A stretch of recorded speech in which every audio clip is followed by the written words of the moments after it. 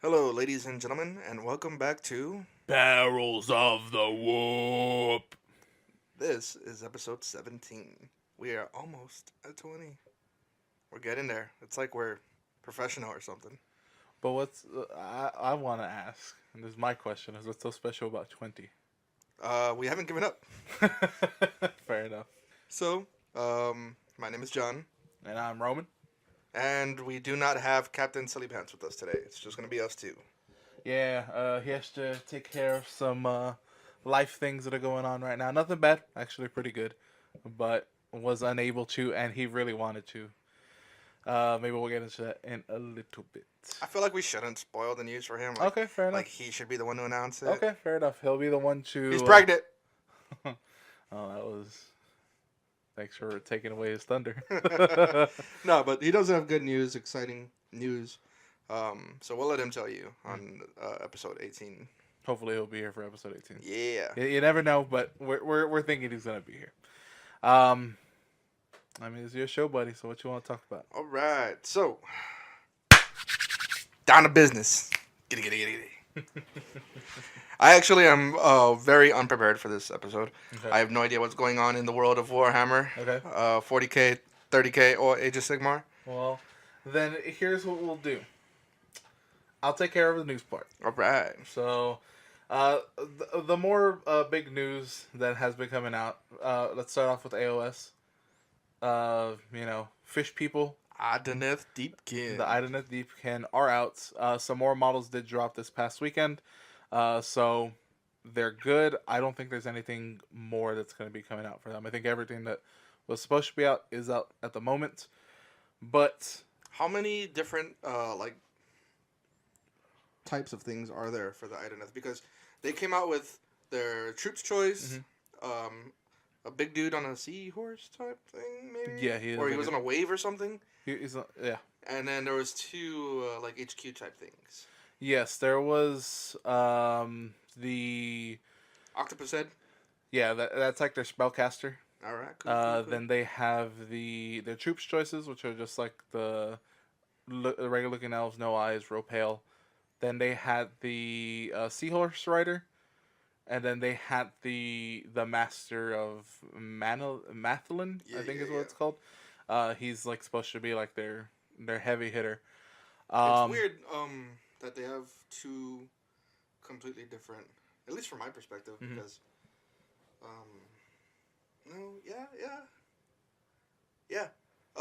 I guess it's weird to me because of the army, the Age of Sigmar army that I do have, and the 40K demon armies that I have that are playable in Age of Sigmar. But it's weird for me to see two different behemoths, like completely different behemoths. You know, because they got the turtle, which just came out this weekend. So yeah, and then they have that big dude on the seahorse wave Mhm. thing. Because for Iron Jaws, which is the army I'm playing, they have the Maw Crusher. Yeah. The variant being the named character on the Maw Crusher. It's still a Maw Crusher though. Yeah. For Korn, it's a Bloodthirster or the name Bloodthirster Scarbrand. And for Zinch, it's the Lord of Change and the name Lord of Change, Kyrios. So like as of yet, have not seen two completely different behemoths for an army. Well, I don't know if they're behemoths. I know that the turtle is a behemoth and it has its variant. So it's the same kind of thing. What's the other behemoth that you're talking about? The big guy in the wave, that giant. I think he's just a leader. Is he just a leader? If I'm just not like mistaken, a really big fucking leader? Yeah. I think the other one might be a behemoth, but I don't think they have a behemoth leader. Because behemoth leader is like the Maw Crusher. Yeah. Where it's like a big thing on like somebody riding a big thing. Same thing with like the Stormcast. They have a Star Drake, and then they have the Drake Sworn. I could be getting that completely wrong because I still haven't really played Stormcast, so I don't know them very well. But it's the same thing. They came up with that. They also have like the Eel Riders. They also have Eel Riders, which I guess are like their other kind of like their fast kind of attack thing. And then apparently there's one on a shark.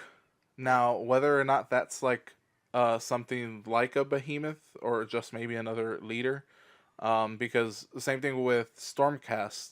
There's the Celestant, and then there's a Celestant on Dracoth. Mm-hmm.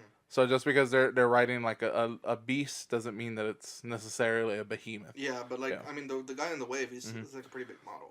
He does seem like a really big Which model. is why, to me, it was like, oh, that's a behemoth because Well, of the size of it. Well, he's bigger than the Celestant Prime, and that Celestant Prime is just a leader. Oh, He's okay. not a behemoth leader or Oh, anything. okay. Yeah.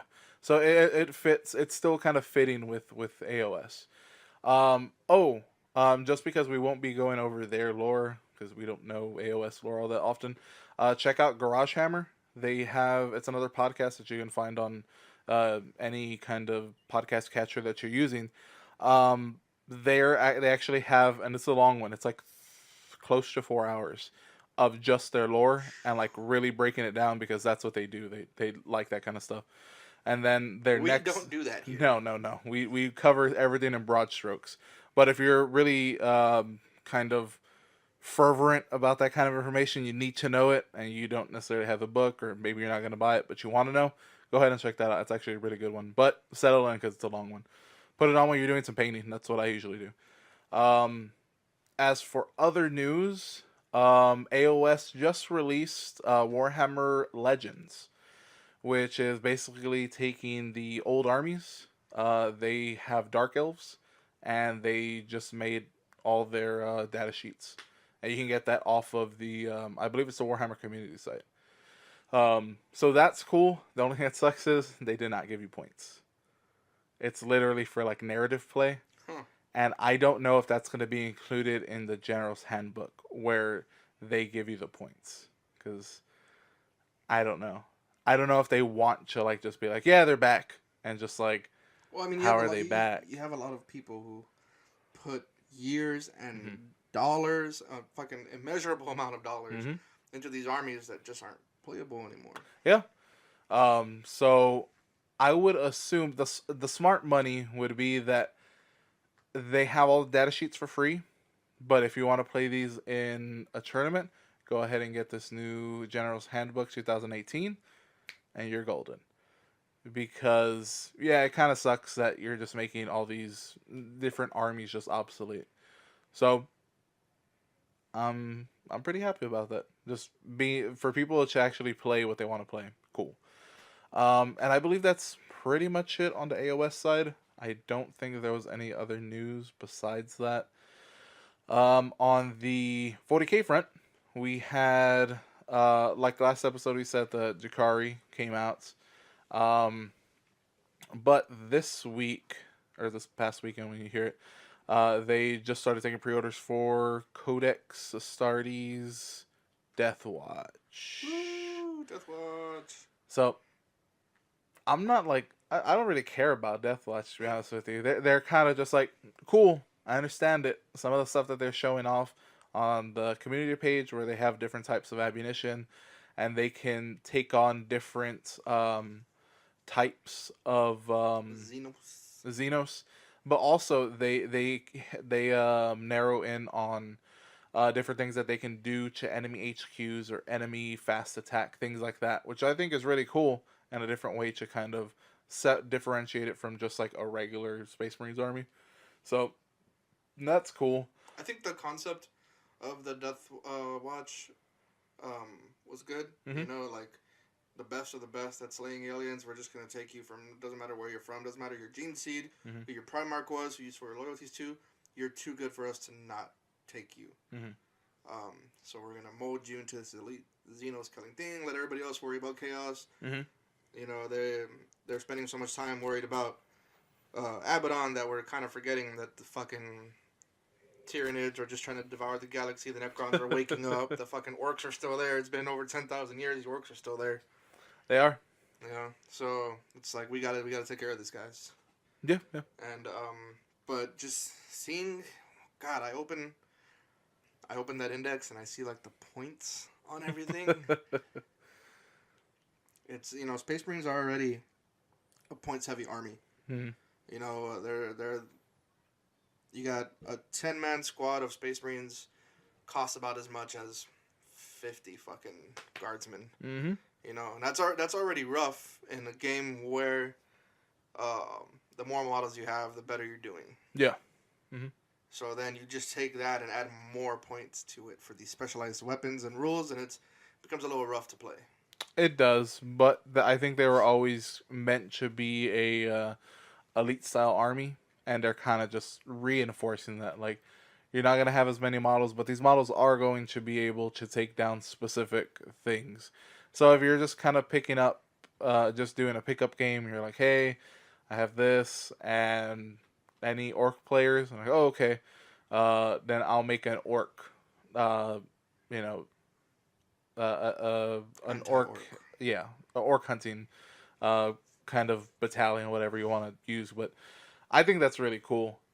The thing is, this is kind of spelling out the end for regular tech marines, um, and I don't know. I mean, it's fine that they're kind of, uh, you know, they're starting to phase them out, but I think it's kind of what it always was meant to be. I don't think they ever really said, yeah, like these tactical marines are gonna go. I think eventually they're gonna have heavy weapons that they're going to give those Primaris maybe as an upgrade sprue or something, where they can do that, and they're gonna replace regular attack squads, which is fine by me because the scale's better. They're way easier to paint. To be honest with you, they're not super small, so it kind of sucks, but whatever. We'll see how it all turns out. I mean, you know where I stand on Primaris. From a fluff standpoint, I don't like them at all. Yeah. The fact that it's like, oh, we all have Gilliman's Gene Seed, and we're just going to take over your army. They have kind of tried to retcon that already. They basically, after that, Gilliman told Cole to give everybody the like a how-to on how to make the Primaris gene seed with the remaining gene seeds that they actually have for their legions.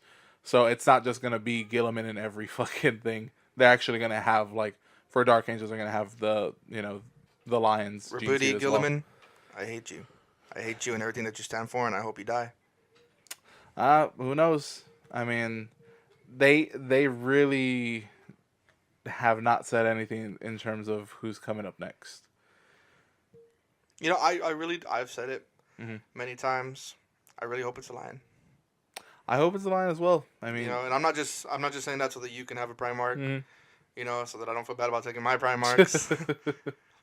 It's just, as I'm not very deep into the Horus Heresy novels. But we've come across 2 or 3 books of Caliban. 2 as of right now. 2, and then the short stories in the Tales of Heresy, right? Yes. Yeah, and I just really like the Dark Angel lore. I told you, I don't remember the name of the first book we came across. It was Descent of Angels, maybe? Yes, Descent of Angels. Like, there was hardly any talk of Space Marines or Imperium in that novel. It was just Caliban before the Imperial Truth came. Yep. And yeah, I loved it. I loved the characters. I loved the background. I loved the planet. I loved everything about it. So I would hope that the next Primarch was going to be the Lion. Yeah, I hope so too. But that's just me being a Dark Angels, and I love that. That's my Legion. Even though everybody says I'm a traitor or whatever, I don't care. You're not civilized and don't know. You're uncultured and don't know the ways of Caliban. But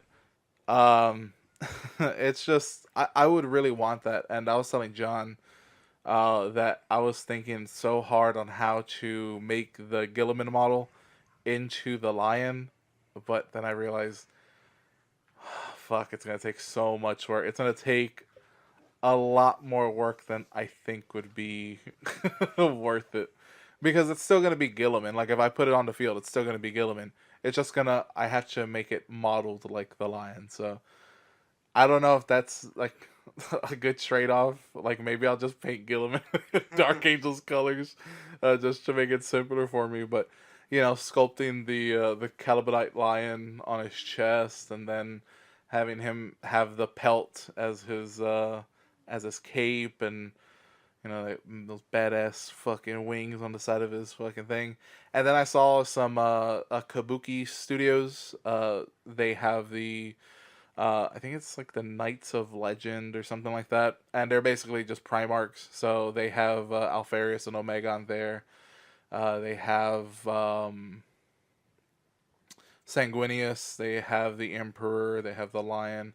So they have like a few of them that actually look decent. I really do like the way the Lion comes out, but it's like $50 euros, which makes it like $90 or something like that.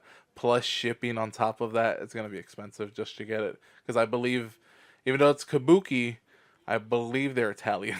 I think it's an Italian studio, so I'm not too sure. But yeah, for 40K, Deathwing is going to come out this week when you're hearing this this Saturday. But I believe that the Harlequins will either be available for pre-order this week, which they haven't said anything, so it might not be this week. I believe it might be the following week where they're going to do a pre-order for Harlequins, and apparently they're going to have a new kind of piece. Rumor has it it's the webway. They're gonna have a webway. Now, whether or not it's gonna have actual rules within the codex, I don't know, or if it's gonna be a piece of terrain. I think it might actually be it might have some like rules. A fortification for them. Yeah, or maybe it's just like a portal where they can like shoot out of.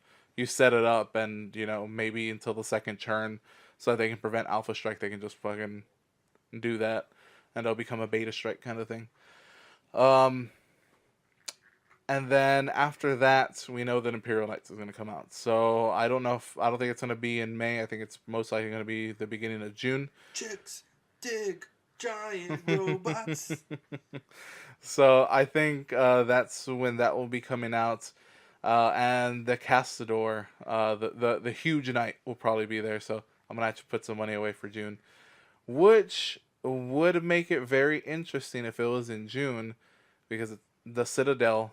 The Warhammer Citadel is opening in Grapevine, Texas on the 9th. In the Dallas-Fort Worth area, for those of you who are not from Texas. Exactly. And don't realize just how big Texas fucking is. Because Yeah. I can drive for 4 days and still be in Texas. But yeah, it seems like maybe Texas might get the Castador Knights maybe earlier than everybody else. Who knows? I can't wait. I'm really looking forward to this grand opening thing. So am I. That's why I'm already putting in my notice for work. I need Friday, Saturday off, as well as my Sunday and my Monday. Have a little mini vacation. Go chill Warhammer World. Maybe pick up some Forge World, since there's going to be some Forge World there. And just pick me up an Alpharius. Yeah, apparently Alpharius, I believe the Weekender, the Warhammer Fest, or Warfest, whatever the hell it's called. I don't know what they're called in England. But apparently, you're going to have first dibs at Alpharius out there. So they're going to be able to actually purchase Alpharius. And you'll probably see some painted up ones. Look on Instagram. Fucking put hashtag Alpharius. I'm pretty sure you'll find somebody already painted it. So it's going to be pretty cool. But that's 40K. Onto Horus Heresy. A little bit of bad news for Horus Heresy. But I don't think it is as big a deal as everybody else is making it out to be. Horus Heresy has the last chance to get them. It's a lot of the 3D shoulder pads that have the iconography raised up, 3D, so that you can just paint it, separately. A lot of that is going out. No characters that I actually know of that are going to be on that. It's just a lot of shoulder pads, a lot of like the torso upgrades, things like that. And it's pretty obvious the reason for that is because they just put out so many 30K plastic boxes that's what everybody's using for their TAC Marines. Exactly. I mean, I'll go into a little bit later, but I got some of those plastics. So the whole thing is that it's not a big deal unless your army unless you put your army like that. Like, you have upgrades and all this kind of stuff, which you still have a last chance. You still can get them. But you have to get them quick. If not... There's always China. I didn't say that. There's always China, to be honest with you. If you want some of that information, go ahead and send us an email, and we'll send you that link. Just so that you know, there's a few different sites that I can point you to. Not saying Nothing, GW. I know you're listening, GW, so that's cool. Don't worry about it. We won't do anything that's illegal. Um, but another thing is there is also third parties. Third parties make them just a little bit different that you can go that they're not a problem for GW. Um, go to Shapeways. Go to Pop Goes the Monkey. It's a seller there. He has a whole bunch of like kind of 3D iconography, a lot of different things, specifically for Horus Heresy, and for some 40k, but mainly Horus Heresy. Go ahead and go there. You'll find some good stuff there. So it's not the end of the world. And honestly, go ahead and buy the plastic boxes because if they do, they'll most likely make more in plastic and it'll be easily accessible. Plus, go onto Forge World and get yourself a decal sheet. It's a damn good decal sheet for the price of about 5 different shoulder pads. So it kind of evens out. Just go ahead and look at some things online for some decals, how to apply decals. You're golden. That's all I gotta say. And then Horus Heresy, that's happening. I believe they're coming out with some more Necromunda weapons that came out as well for some of the other gangs, gang specific. But we don't cover Necromunda on here because we don't really play it. So that's it pretty much for news. I guess we're going to go on to hobby progress. Hobby progress. All right, so you want to rock, paper, scissors for it, or you want to go first? I go first. What's up? Rochambeau. Let's do this. 1, 2, 3, shoot. Yeah. All right. 1, 2, 3, shoot. All right. I lost. All right. I don't know why I've been doing it a lot lately at work. Mm-hmm. Like whenever I'm getting ready to do something, I'm just like, I don't know where I saw it from. I don't know either. Probably a fucking dorky ass anime. Probably. All right. So hobby progress, as many of you 4 listeners know, I have been prepping and putting like 100% of my thoughts into the upcoming, which is now past, Alamo GT. Which is why I have no idea what news is out because I've just been so focused on this tournament. And so my hobby progress always revolves around my 2,000 point army for this event. I got 60 cultists done, 3 units of marauders from Trader Guard, Mm-hmm. with the sniper specialist. Let's see. I got 25 bloodletters painted up, 25 pink cores, Herald of Corn, or a Bloodmaster, if you want to be fucking gay about it. A Herald of Zinch, I did not get that painted up though. It's gray, but there was like a lot of green stuff on it and stuff, so because it was a converted Herald, so. I'm shaking my head in disgust at you. There's a lot of kit bashing going on there, so the painting didn't get to get done. I took a commissar and turned it into a renegade commander. Green stuffed him a gas mask, and made him look. Tore up his cape with a file, so it was all shredded and stuff. Yep. And I did not paint my Alpha Legion Havocs. Because I'm not great with green stuff, but I still really want to make the cloaks for them. Mm-hmm. Because my first experience with Alpha Legion was in Legion. Yep. And they would just like pop out of the sand with these coats and like the huge Space Marines in power armor. Nobody knew they were there because they're just that well hidden under their cloaks, under the sand, and that's what I want. So until I get a little bit better with green stuff and get green stuff to cloaks onto them, they're gonna remain unpainted. So. Fair enough. But yeah, that's my hobby progress. It was my 2,000 point list for the GT. All right. As for hobby progress for me, not much on the 40k front. Honestly, after not being able to go to the GT, I kind of gave up on painting a lot of stuff. So I'm putting that to the side. I have been doing a lot of stuff for AOS though. I have a little 500 points, little I don't know what they're called. what 1,000 points is called in there. I can't remember. I think pitch or something. A pitch game, something. But it's about 500 points of Stormcast Eternals, and they nearly have all their base coats done. Their armor is completely done because I do a lot of dry brushing. I was able to knock that out in a day. But as for all the little other base coating stuff, I have to now let that kind of sit there and make sure that I'm getting all that kind of stuff. Then I'm gonna go ahead and do a gloss varnish. Once that's locked in, then do the washes, and then add in the second, the highlights for a little bit of the stuff. But I've painted up two 5-man liberators, a Lord Castellan on Dracoth, a Knight Azeros, which is the guy with the lantern, the winged guy with the lantern, and a Lord Relictor. Now I know that's over 5. I think that's 580, but that's actually good for the league that will be starting up, and hopefully we can explain that a little more later on. But I've gotten that almost done. They're not completely done. There's still a lot more work for me that has to go into them, but for the most part, they're looking good for right now.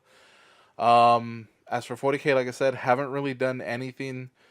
If anything, I'm going to put all that Dark Angel stuff aside, since I have pretty much a 2,000 point army, and I'm going to start working on John's commission that he paid me in a Land Raider and a Laspred. It's his 1,000 Suns. So I'm kind of just looking at the pieces, kind of seeing what I have to do and how I'm really going to do it. The annoying part is going to be the gold on there. It's always going to be the annoying part. But but since we were talking about this, just want to let our listeners know that it's something you want to get into. It's a little bit commission painting. Not like make a living off of it, but you do enjoy painting. You enjoy it a lot.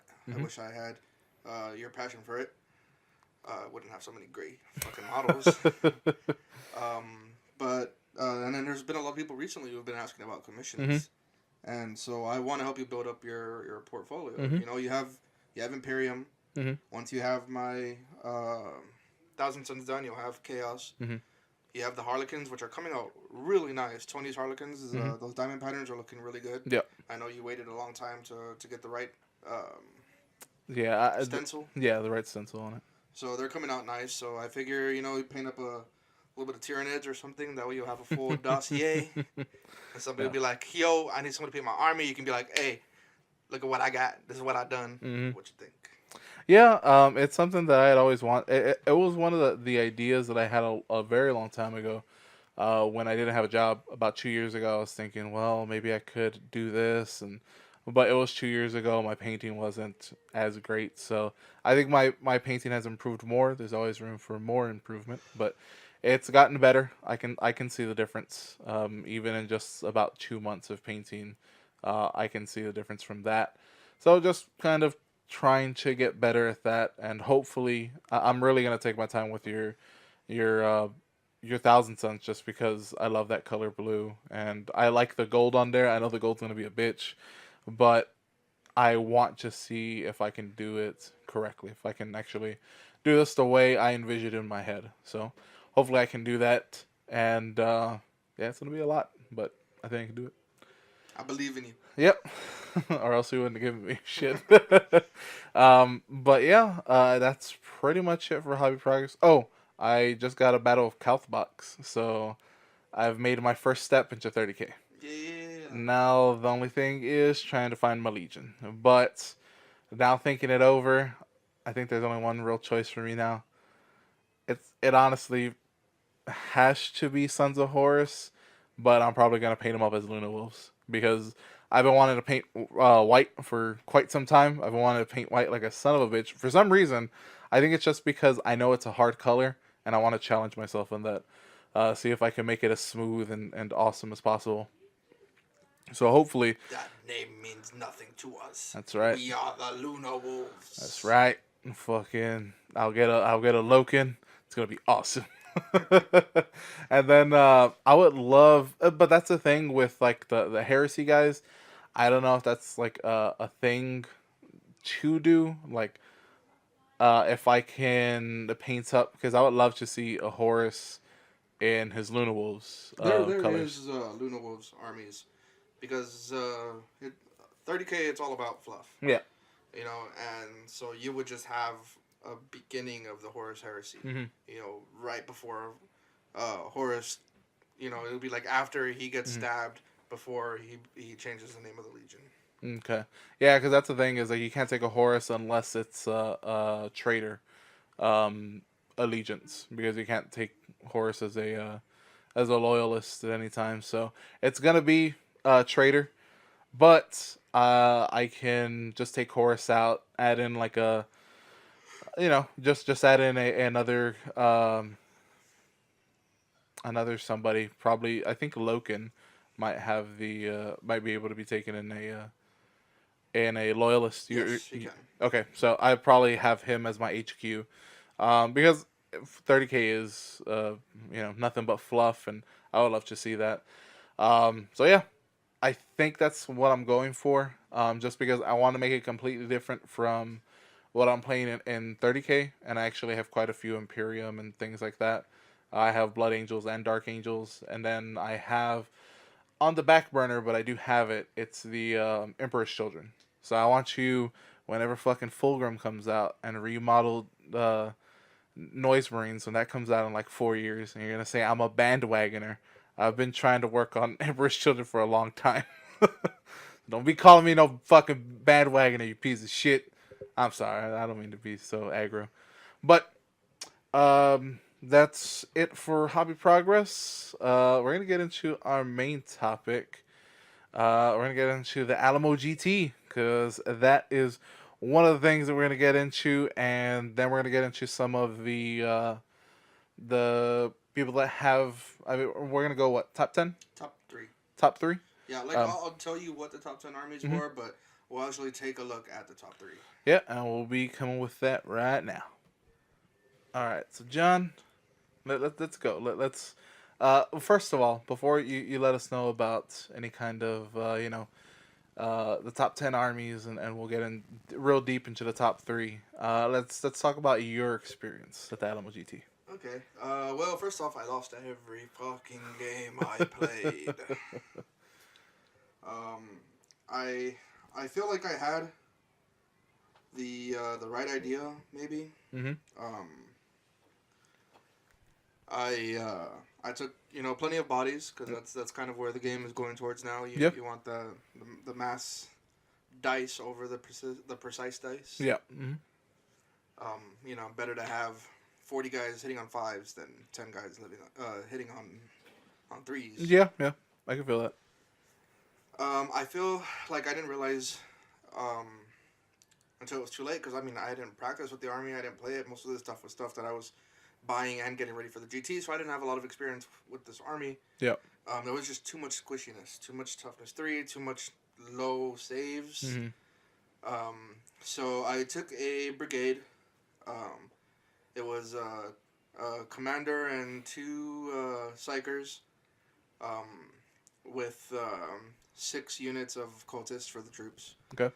Cultists only have a 6-up save, so most of the times, half the time I wasn't even getting a save because of all the minus Yeah, up there. they're just getting pulled off the table. And even when I was getting a save, it was a fucking 6. So, my elites were Marauders, which were doing pretty good work with their sniper rifles. Mm-hmm. And the Marauders have a Hunter-Stalker rule where you have to -1 to shoot at them. Uh-huh. Unlike Raven Guard and Alpha Legion, though, that doesn't matter how far away you are. Oh, okay. You could be right in their fucking face and you still can't see them. Fair enough.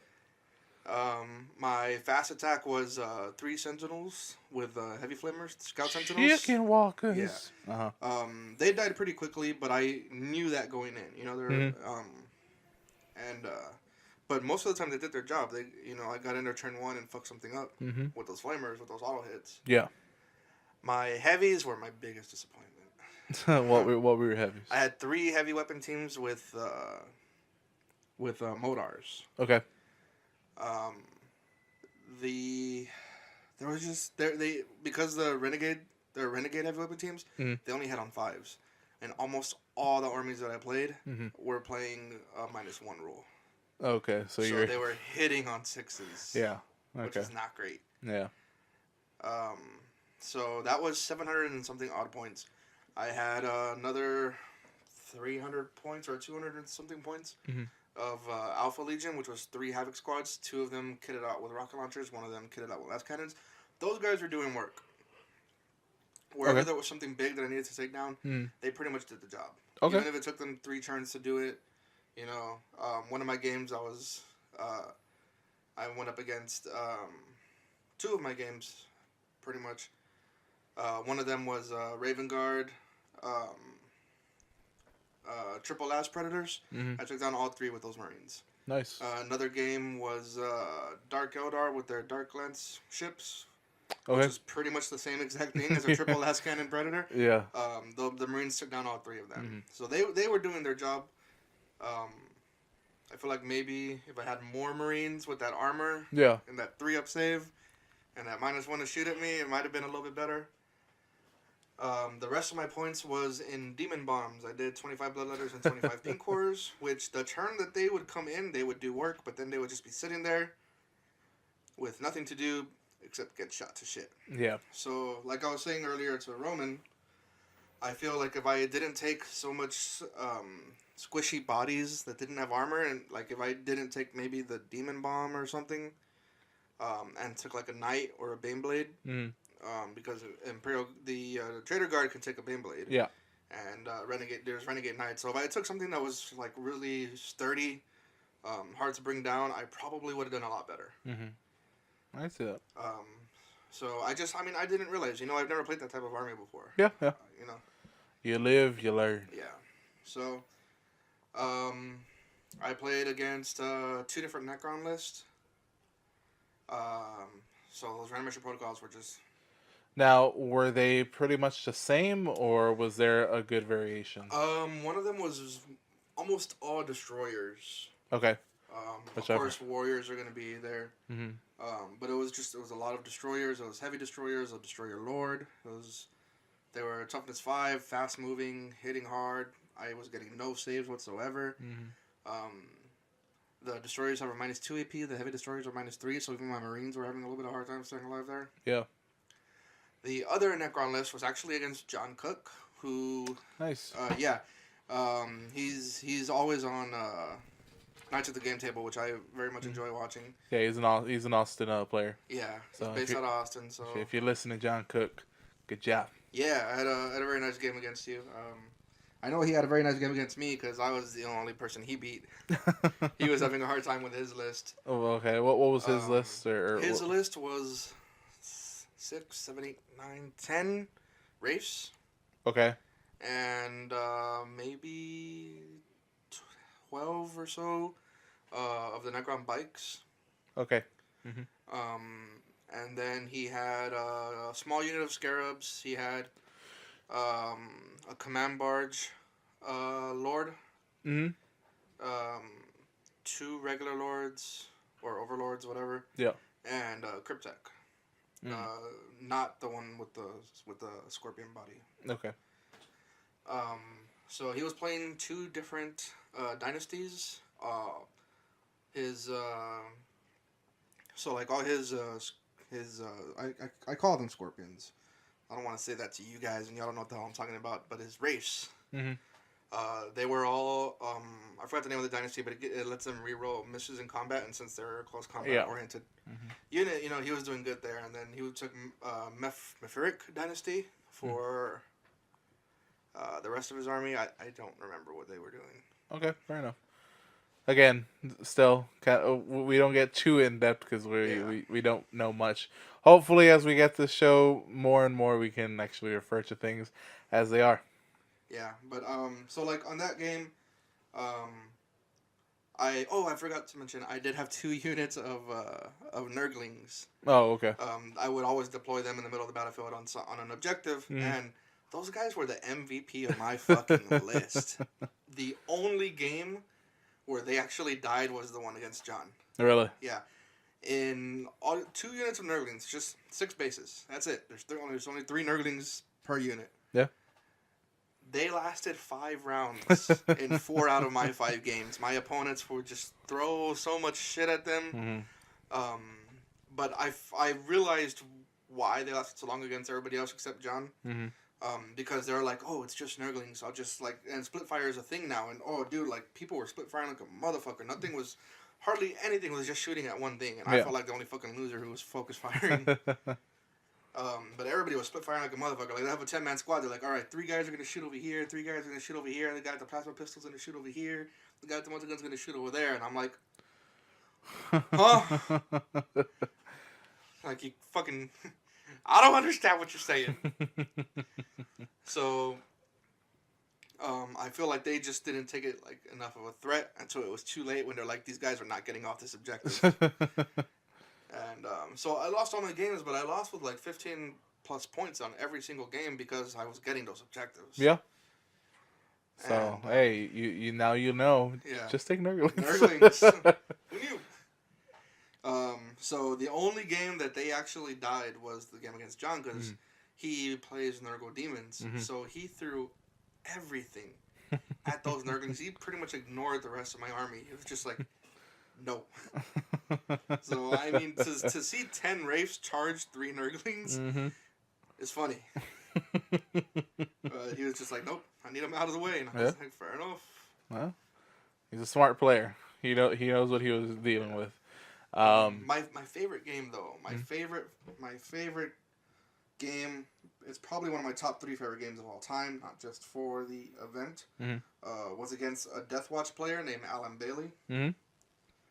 And, while he's looking that up, I want to let you know that you can always comment on any of these, shows. If you're listening on YouTube, youtube.com/Grimworks, go ahead and leave a comment below. If you're listening on any other thing where we do post up, on Facebook, Twitter, Instagram, go ahead and leave some comments there. We'll always look at them. And if you want to get in touch with us, 30K way, go ahead and send us an email at citypod88@gmail.com. And in the title, just go ahead and put 40K, just so we know it's for this one. For this show specifically, I should say. And John, you're still looking for that? Wow, this really sucks, ladies and gentlemen. I'm sorry. But it looks like I'm not going to be able to look at the army list. Oh, okay. Okay, well, maybe that's something that we can cover maybe next episode. We can get in contact with some of those people. Yeah, at least the top 3 people. Yeah. So that's what we'll do. Sorry about that. Our intention was to give you the top 10, and on the top 3, we're going to go in-depth into their armies. But it looks like that is not an option at the moment, so we do apologize about that. But next episode, when Mark is back, we will make sure that we get in contact with those winners, through Facebook, whatever we have to do. We'll see if we can get their army list and make sure that we can present those to you, even if it's a little bit late. Yeah. It doesn't matter. Going over a list is always something that we love to do because I always want to get better and get some tips out of some of these people. I mean, I can't tell you word for word everything that was in Alan Bailey's list because it was Deathwatch and I'm not familiar with the army. But he did have the Corvix Black Star, which I took down on the first turn. Okay. Flyers don't really scare me in 8th edition the way they did in 7th. Yeah. They seem like they're maybe not as devastating because they're always moving. They always have heavy weapons, so they're hitting, shittily. But I think what makes them a little less a little less of a threat is that you now know that everybody can shoot at that. Yeah. Which at 7th edition, you specifically had to have something that was skyfiring. If it didn't have skyfire on it, then it does not matter. You're not going to be able to shoot it. Now, even bolters, even though it's like a super long shot, you throw some bolter shots, maybe you might scrape off a whole point. You know what I mean? So you're always going to be able to do something to them. Yeah, so, I mean, he flew it right up the center of the battlefield, aimed it straight at my Marines, which was the biggest threat on my side of the table. Yep. I did not realize how much shit the Corvus Vaxstar has. On it, it has the twin assault cannon, it has twin heavy bolters, hurricane bolters, and some missiles. And it can drop off bikes. Yeah. Well, he didn't have bikes in it. He just had regular Marines. Oh, okay. but like it just did so much shooting, and it completely wiped out one of my Havoc squads with rocket launchers, and I left my other Havoc squad with rocket launchers with 2 rocket launchers in it. But he didn't touch the last cannons, because the way he split the weapons, the last cannons were just able to shrug off. Gotcha. The majority of like their saves and the bullets and stuff. So he left the last cannons there. On my turn, I shot the last cannons into it and took it down in one move. But I know he was playing a lot of elite shit because like he had a bunch of flamers, and this was the most drag out, bloodiest battle I've ever played because I had my demon bombs, I had a whole bunch of stuff that I could attack him with, but he would just like he had 2 flamers in each squad, and they're not just regular flamers, they're flagstorm cannons. So they're like the dreadnought weapon that you have for Blood Angels. They're like strength 8, AP -2 flamers with like 12 or 18 inches or something. So I'm just like, I can't fucking charge this dude. I tried, right? I was just like, it was like putting my toe in the water. I was like, all right, this cultist unit's gonna go into charge, right? Yep. And so he rolls his dice, and he's like, all right, 16 shots, AP -2, automatic hit. I'm like, oh, well, I got a 6-up save, so fuck me, right? So I just pulled up 10 cultists and put them back in my bag. I was like, fuck, what am I going to do? So I basically had to, like, get shit close enough and bait him to charge me and hope I survived the fight so that I could charge him with something that I knew would be able to take him down. Because I cannot charge 25 fucking bloodletters and have him kill 16 of them. Yeah. So, one of the, because you had to choose your own objectives for every battle from a list of objectives. I really like the way they did objectives this year. It was, you know, it made it so that you could look at your opponent's list and decide what your objectives were going to be. And it was more fair, you know, because I mean there are some armies out there that are hordes like what I was playing. There are some armies out there that were just 5 fucking Imperial Knights. You can't play the same objectives with both armies. Yeah. It gives everybody a fighting chance. Yeah. No matter what army you take. So, you know, he's pre-codex. He's still playing out of the index. So he figured that I was going to do a lot better than I did. So he took, for one of his objectives, for every 500 points of your own army that's destroyed, you get a point. So that if your whole army, if you get tabled, you end up with 4 points. I hadn't played with that one yet. I was like, your Space Marines, you're going to kill me. So I'm going to take that. We both ended up getting 3 points off of that because when we tallied it up at the end, we both had under 500 points left. Like we completely fucked each other up. Yeah. To where there was like 2 or 3 models from each unit that was left. It was a bloodbath. Nice. It was a great fight. I loved it. So, Alan, I hope you didn't lose the information I gave you because he seemed interested in listening to the podcast. Nice. I hope you hear this. I hope you hear your shout out. Great game, guy. Great fucking game. Yeah, it's awesome.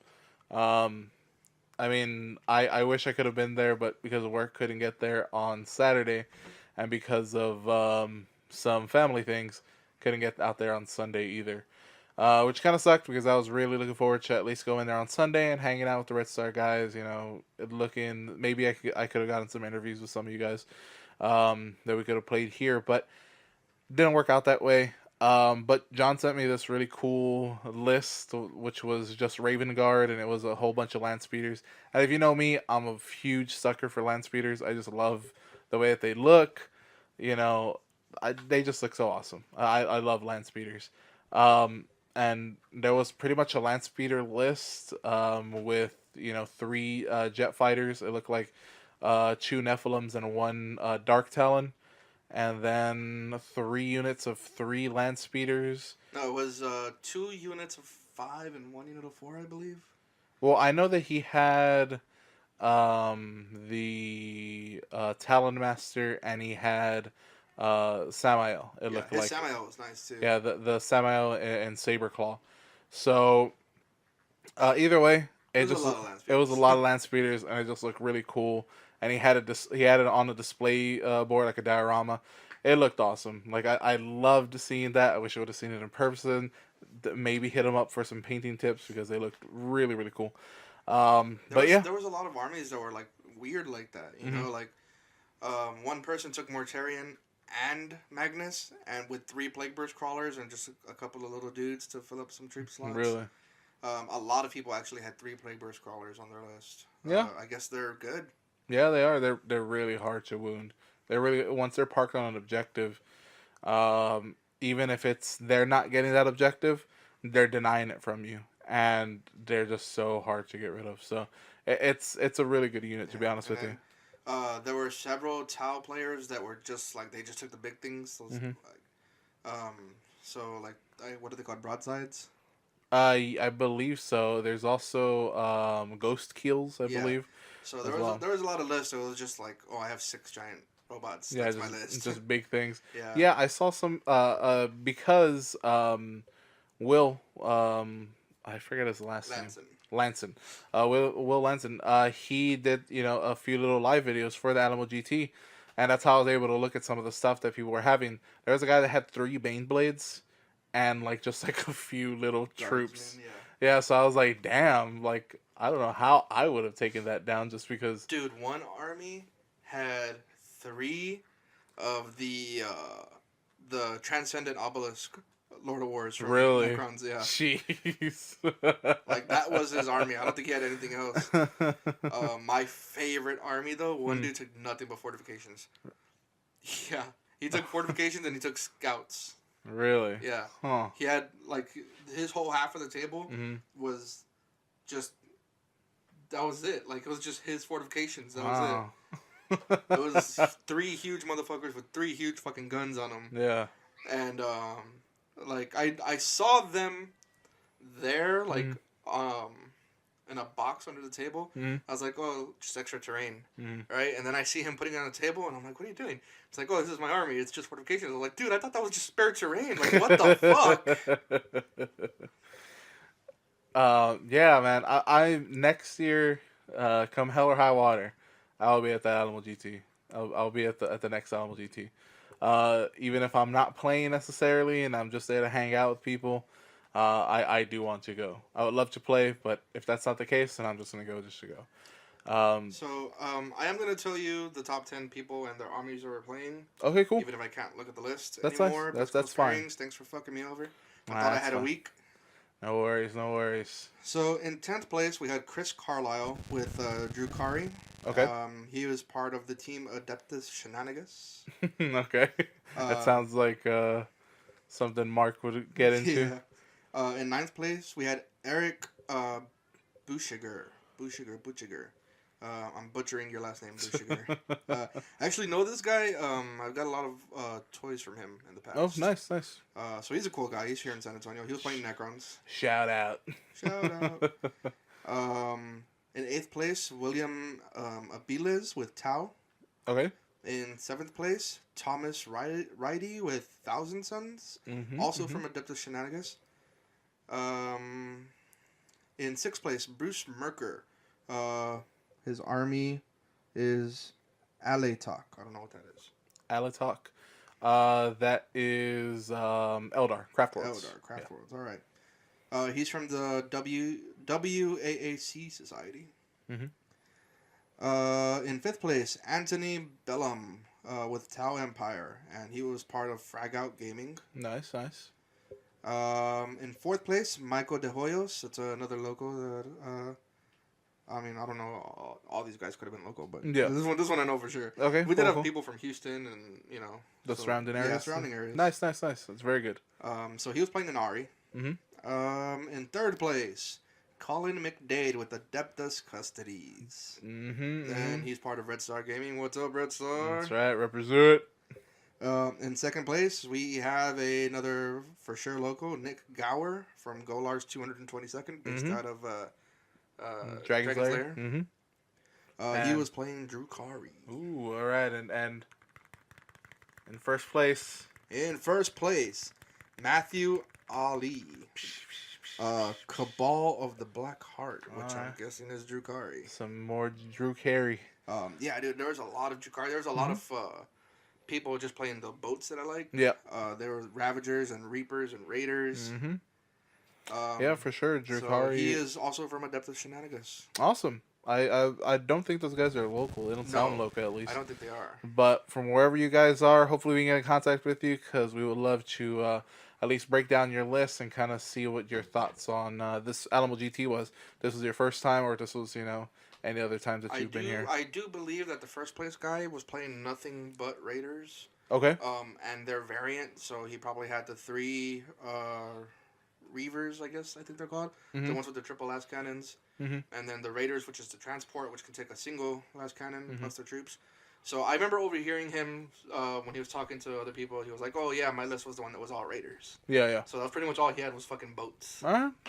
I'm down with that. I understand the competitive scene, and I would like to understand a little bit more. So again, hopefully next week, guys, we can get in contact with a few of these guys and get some lists out of them and kind of have their explanation on what their list is and their impressions on the Alamo GT. But that about wraps up this episode. Yes. We're gonna just get into. We have one comment from one of our local guys. Say? It's actually not Trent. Oh, this was off of our Facebook post, and like we said, we do put links to our stuff on Facebook, Twitter, and Instagram. Even if you don't use Twitter, I don't think a lot of people do. But also Instagram. Like we said, if you're listening to us on YouTube, Grimworks. YouTube.com/Grimworks. Go ahead, leave the comments below. And like we always say, email and give us that old 30K away. Just go ahead and send us an email at citypod88@gmail.com and put Warhammer or something to that liking on the subject line so we know it's for this show. But our comments for this episode is from Roger X Acosta. What's up, X? So X, local player, good guy. He says, "So, I see you talking smack about Tzeentch and Thousand Sons. Do I have to teach you a lesson, boy? LOL. Alright, here's the thing. I talk shit about everything. And you know what? Beating my ass at Warhammer isn't going to prove anything. I suck. So what is that going to prove? Huh? X, you're a big man? Is that what you are? You're a fucking bully, X. But that's why we're, friendly with them, because we're bullies too. Assholes tend to gravitate towards each other. Yeah. So thanks, X, for that. And I don't mind listening. Yeah, I don't mind playing a game. I mean, I'm gonna get my ass whipped, but I want to see if I can get any better. If there's any improvement in my play.